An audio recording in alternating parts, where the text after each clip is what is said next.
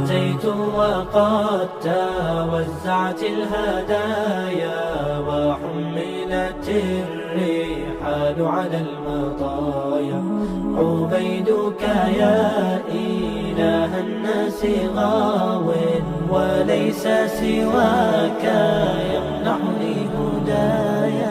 السلام علیکم every one, کیسے ہیں آپ سب؟ I hope you are all fine and الحمدللہ آئی ایم گڈ ٹو.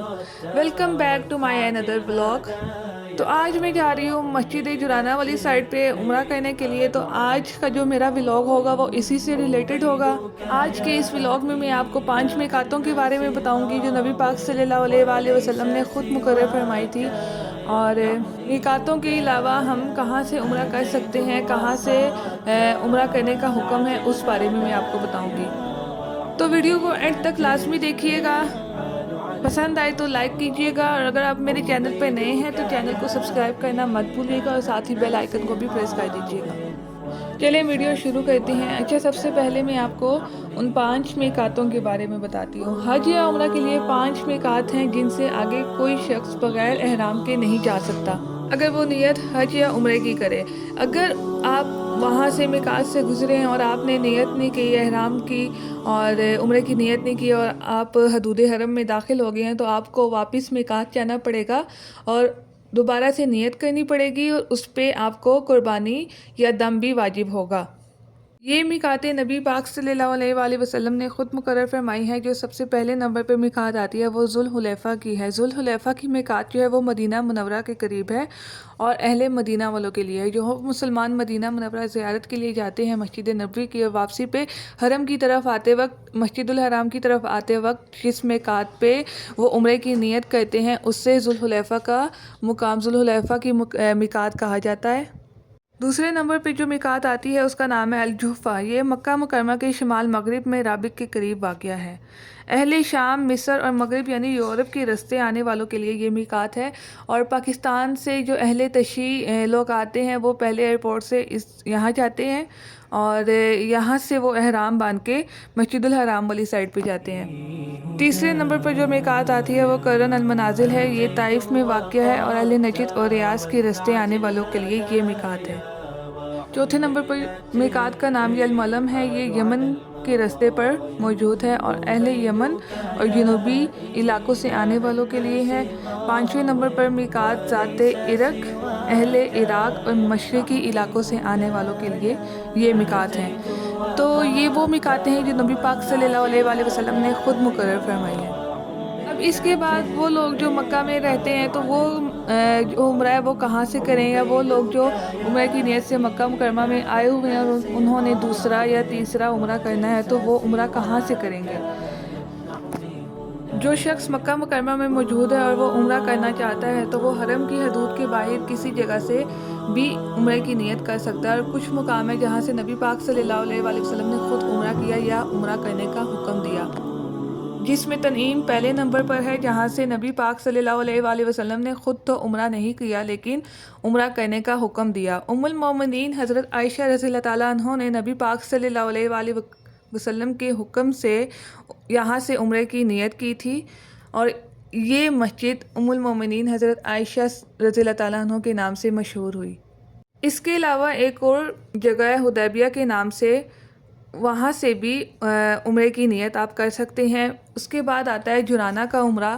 جرانہ ایک جگہ ہے مکہ مکرمہ سے تقریباً 30 کلومیٹر کے فاصلے پر وہ جگہ موجود ہے، جہاں سے غزوہ حنین کے بعد رسول اللہ صلی اللہ علیہ وآلہ وسلم نے رات کا قیام کیا، مال غنیمت تقسیم کیا، اور یہیں سے آپ صلی اللہ علیہ وآلہ وسلم نے عمرے کی نیت کی اور مکہ مکرمہ کی طرف عمرے کے لیے چل پڑے.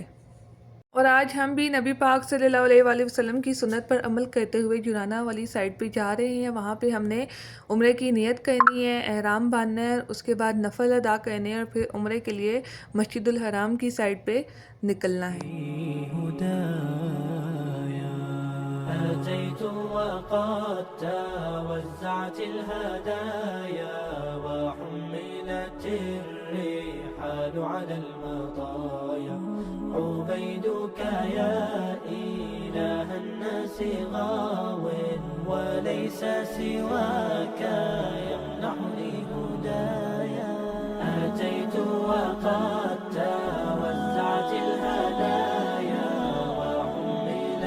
الحمدللہ مسجد جرانہ میں پہنچنے کے بعد سب سے پہلے ہم نے غزوہ حنین کے شہداء کے مقبرے کی زیارت کی۔ یہ جو سامنے آپ دیکھ رہے ہیں یہ وہ قبرستان ہے جہاں پہ غزوہ حنین کے شہداء صحابہ کرام رضی اللہ تعالیٰ عنہ یہاں پہ دفن ہیں۔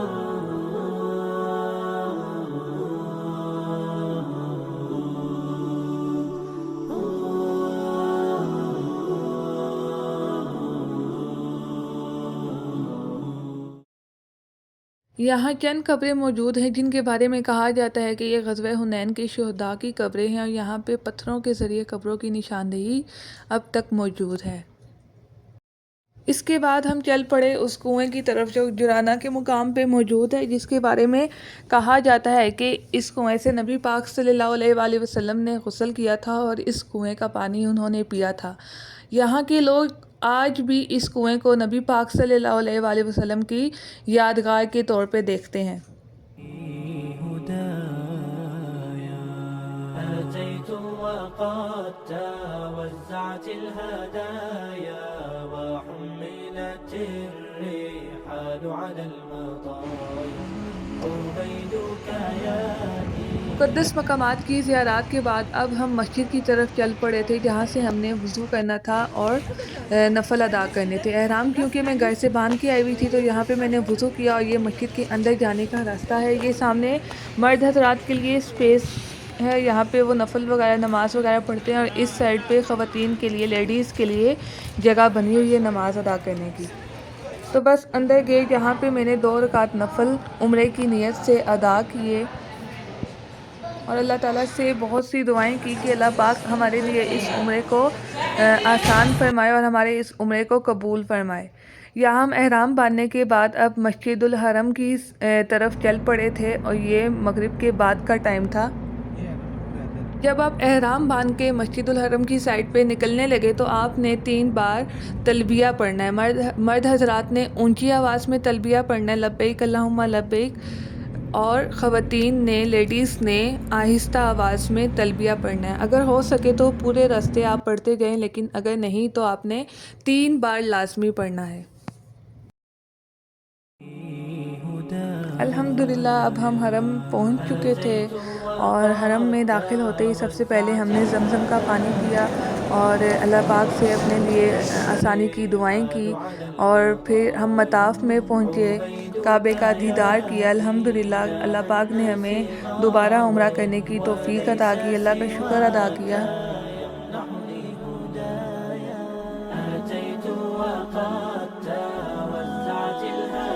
مطاف میں انٹر ہونے کے بعد ہم نے کعبہ کا دیدار کیا اور الحمدللہ اللہ کا شکر ادا کیا کہ اس نے ہمیں عمرے کی توفیق دی، اور بہت سی دعاؤں کے بعد ہم نے طواف کا آغاز کیا۔ بہت سے لوگ ہم سے پوچھتے ہیں کہ 7 چکروں کے درمیان میں ہمیں کون کون سی دعائیں پڑھنی چاہیے، تو وہ میں آپ کو بتاتی چلوں کہ ایک کتاب ملتی ہے جس پہ ہر چکر کی ایک الگ دعا لکھی ہوتی ہے۔ اگر آپ کو وہ زبانی یاد ہے یا آپ دیکھ کے پڑھنا چاہتے ہیں تو وہ بھی ٹھیک ہے، لیکن اس کے علاوہ کوئی بھی اسپیسیفک دعا پڑھنے کا کوئی حکم نہیں ہے۔ یہاں پہ آپ جتنا ذکر و اذکار ہو سکے آپ اپنی مرضی سے پڑھ سکتے ہیں۔ درود شریف آپ پڑھ سکتے ہیں، استغفار کی کثرت آپ یہاں پہ کر سکتے ہیں۔ اللہ پاک سے اپنے لیے، اپنے عزیزوں کے لیے، ماں باپ بہن بھائیوں کے لیے آپ جتنی ہو سکیں آپ دعائیں مانگیں۔ یہاں پہ کوئی بھی آپ کو نہیں ہے کہ آپ نے اسپیشل یہ دعا پڑھنی ہی پڑھنی ہے۔ آج کیونکہ کعبہ میں مینٹیننس کا کام بھی لگا ہوا تھا تو اس وجہ سے جو طواف ہے وہ کافی ڈیفیکلٹ تھا اور بہت زیادہ ٹائم لگا ہمیں طواف کو مکمل کرنے میں۔ طواف ختم کرنے کے بعد ہم نے نفل ادا کیے شکرانے کے اور اس کے بعد زمزم پیا۔ زمزم پینے کے بعد ہم صفا مروہ کے لیے نکل پڑے۔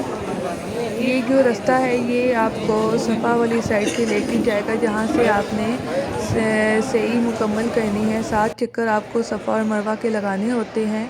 یہاں صفا سے آپ کا پہلا چکر شروع ہوتا ہے، صفا سے مروہ 1، مروہ سے صفا 2، اس طرح کر کے آپ نے 7 چکر مکمل کرنے ہوتے ہیں۔ اور اس میں بھی آپ کو چاہیے کہ آپ جتنا ہو سکے اپنے لیے، اپنے ماں باپ بہن بھائی عزیزوں کے لیے جتنا ہو سکے آپ دعائیں کریں، کیونکہ یہ وہ لمحہ ہوتا ہے قبولیت کا کہ اس میں کی جانے والی کوئی بھی دعا رد نہیں ہوتی۔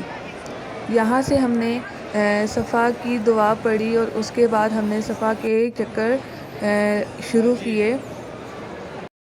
اوکے فرینڈس، آج کا میرا ولاگ یہیں تک تھا۔ اگر آپ کو پسند آئے تو لائک ضرور کیجیے گا، اور اگر آپ میرے چینل پر نئے ہیں تو چینل کو سبسکرائب کرنا مت بھولیے گا۔